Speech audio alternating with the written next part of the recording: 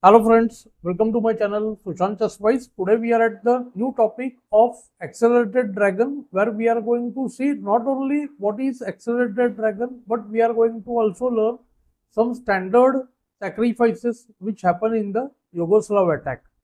Mainly the lesson shows some benefits of playing the accelerated dragon as the title suggests.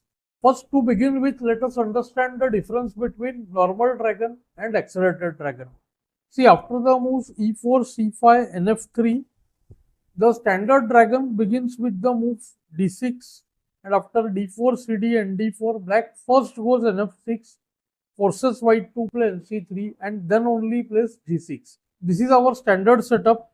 The black bishop goes to g7, black castle short, and knight goes to c6. Black tries to play the move d5 after all this.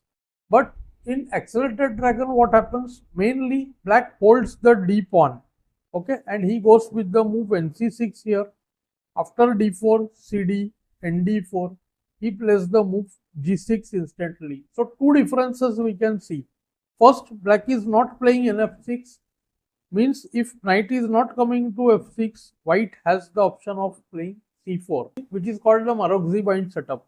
And secondly, black is holding his d pawn so that he can use the pawn break d5 directly if white is little bit careless. So see, generally what will happen after the moves nc3, bg7, bishop e3, nf6, we will reach the standard Yugoslav attack after the move f3.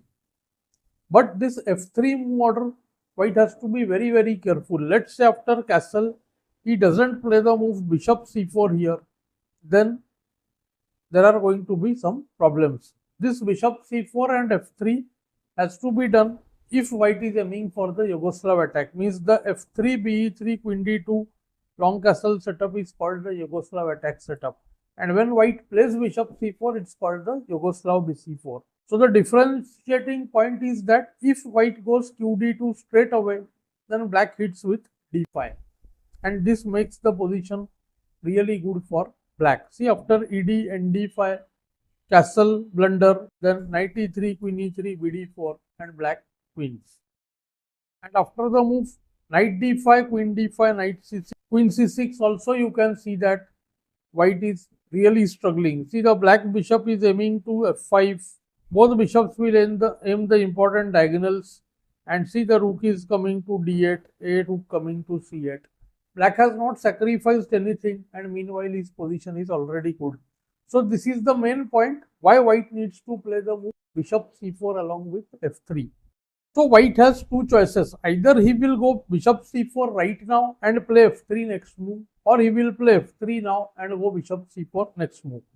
Meanwhile, there is another juncture here. Many think why white cannot play the move e5. Of course, you will say there is a knight, but can't he take knight c6, force bc, and now go e5? Because see, white may argue that his development is not less. Why not attack the knight?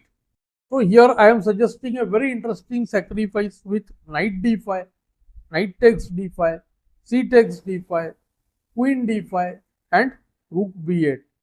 How would you evaluate this position for black? Many will argue that white already is up in development. Why should black be better, or even why should he have compensation? Let's see the activity of the pieces. See, the black rook is attacking b2.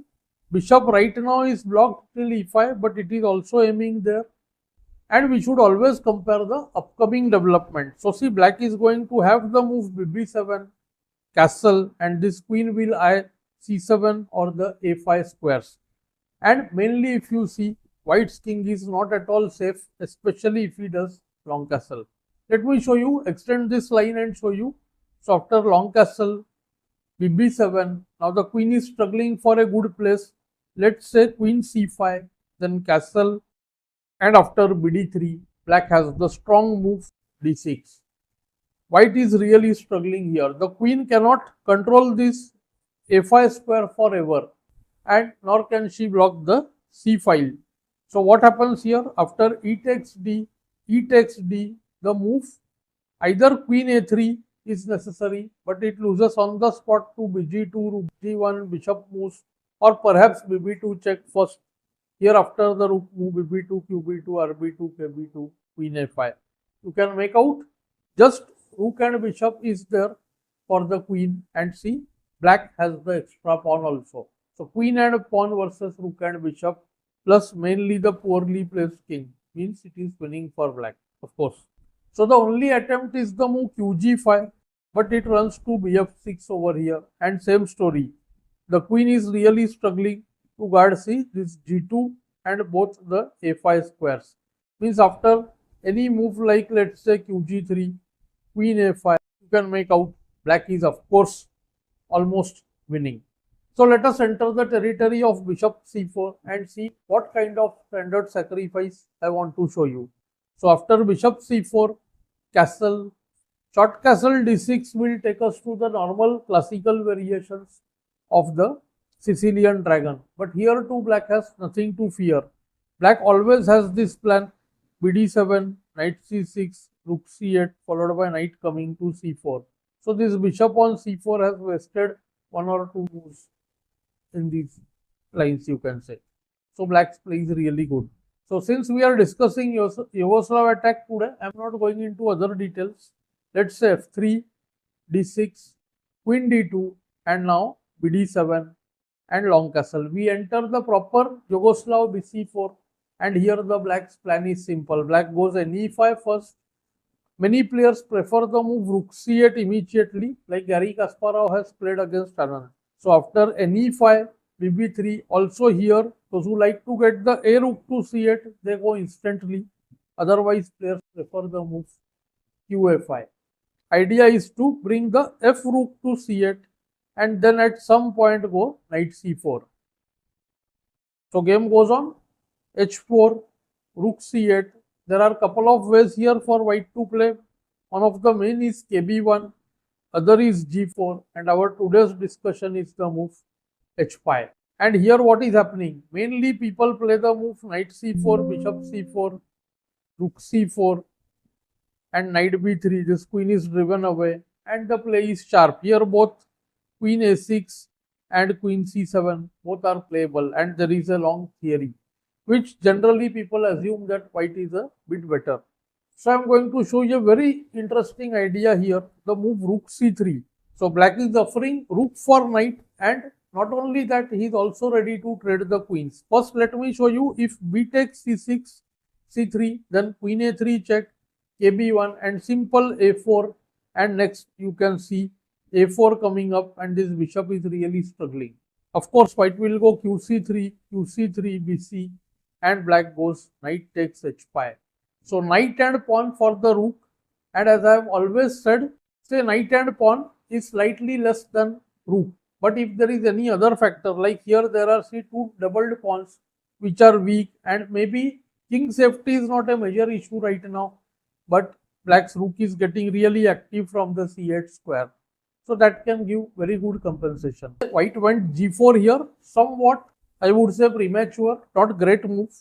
nf6, rook d2. This move is really bad. The rook is trying to come to h2, but this idea is really superficial, and black gets rook c8, kb2.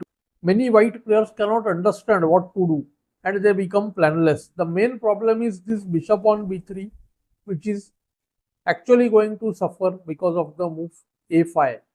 And here really you will note that it's very hard to play white, especially the initiative has changed hands. And what has happened? White, who was also looking for attack, is suddenly merely passive. So now see what will happen if a4, then knight c4 check, it's a fork. Knight is eyeing the king, rook and the bishop. So only move bc4, rook takes, and you see that after rook h2, ba4, just a great position. Look at this bishop, powerful bishop here, and black wants b5 followed by b4. So after g5 you can especially see knight h5. This is really bad for white. This b5, b4 is going to become even more strong because this bishop is open. So white played a3 in the game. After a3, a4, black gains space, bishop goes back to a2, and now generally in these kind of positions the move bishop e8 is preferred, after which the knight comes to d7 and see b6 and jumps to c4. Especially with king and rook like this, the move knight c4 makes lot of sense, the knight coming to b6. If this is not the case, then this knight from d7 often likes the place c5, from which it eyes the d3, b3 and sometimes the a4 square. That will happen in the absence of the a2 bishop or the a4 pawn. But incidentally, in this position, there is an outright tactics. White suffers really badly here. There comes the move c nf3. I think some people must have noted this. See, after knight f3, at first look it is like, what's going on? We are already exchanged down and we have sacked the knight. But see, we get ne4 instantly, the second pawn, and look at c3, d2 and g4. White is losing huge material. See, rook d3, knight takes c3, good move. Trying for this discovered check, although nothing happens instantly. But see, all lines I will show you. White is really struggling. Firstly, the threat is to go knight a2 and pick this c2 as well, right? So, one of the main moves here is bd4, but after bd4, knight a2, bg7, of course, kg7 and not king a2. King a2 loses on the spot to rook c2, and you will see already there are c5 pawns and g4 is weak. So, this is of course losing. So, comes rook h2, and after rook h2, see, the knight is trapped, one may say, but see, after bg4, king a2, look at these 5 pawns. So, for a rook, it is usually said that 4 pawns are equal, okay? But here we have 5 pawns, and see, clear cut there is a plan. After the strong move f6, you will see that black is going to play g5, then h5 and then h4. We generally keep the pass pawns on the opposite color of our bishop. That makes pushing of pawns very easy. The pawn and bishop combine beautifully. This rook would finally come to h8 and the pawns would prevail. Another option here could have been the move rook h2 straight away, but here just knight a2, king a2, bg4, very similar play, but the e3 and the g7 bishops are intact in this case. So, black's chances, I would say, are even better. Finally, white played the move bb1 in the game, which is really bad. There came nd1 check, kc1. There are many good moves here. Knight e3 suggested by many, but see, black goes knight b2, attacks the rook, rook d5, knight c4. This was the point of knight b2. The knight now attacks e3 and a3 and also the mighty bb2 check. It's game over. Rook d3 supporting both, but bb2 check, kd1, bishop g4. You may realize now the f3 knight is gone. To ke2 there is just knight e5 winning on the spot, which is very similar to the game. So, rook f1 and here to knight e5, ke2, we got the same position. Black just takes on f3, rook f3 and here he found the stunning move e5. It's game over. And see, the move e4 is unstoppable. Time to resign basically. White played on a bit, kf2, e4, rook takes f7, king takes f7, rook d6 trying to generate some play, ba3, rook b6. Black simply played rook c7. Many moves are possible. See, black is simply 4 pawns up. So, of course, white chose to resign here. There is no counterplay. White suffered badly because see, he must have underestimated the exchange sacrifice. Basically, black seized the initiative. But these rook c3 ideas are very standard, and so is the idea with nf3, ng4 or bg4 in dragon. In future, I will get some more standard sacrifices in the dragon itself. Do let me know how you found this lesson in the comments below. Thanks for your time.